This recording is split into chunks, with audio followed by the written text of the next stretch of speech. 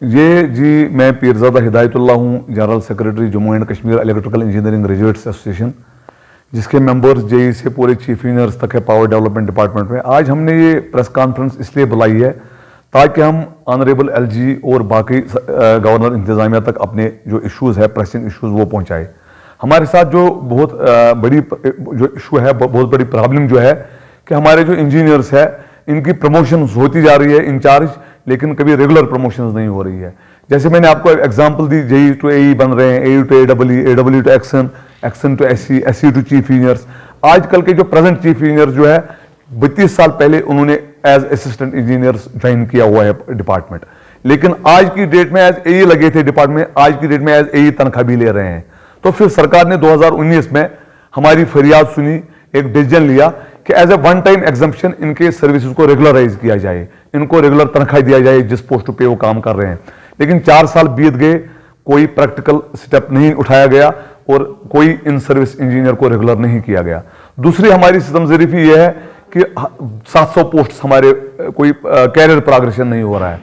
तो एक executive engineer जो है वो 4-4, 3-3 डिवीजन का एडिशनल चार्ज उसके पास है। तो how can he run the एक डिवीजन आज की डेट में मुश्किल चलाना है, द वे एडिशनल मतलब जिस हिसाब से एसेट्स इंक्रीज हो गए, तो it has become very difficult. Career progression नहीं हो रहा है। Half of the executive engineer posts are vacant. अगर 120 एग्जाम पोस्ट है, 60 वैकेंट है। तो ऐसे हालात में हम गवर्न और तीसरी एक इंपॉर्टेंट चीज कि रिक्रूटमेंट ही बंद कर दी गई 5-6 सालों से। तो 800 जेईज के बदले खाली 400 जेईज बात कर रहे हैं। तो ऑनरेबल एलजी साहब ने प्रेस अपने जो भी ग्रिड इनाग्रेट किए, डेलिना में किया, मीर बाजार में किया, वहां पे उन्होंने एक बात बिल्कुल क्लियर कर दी कि the power employees and engineers are the best in the country.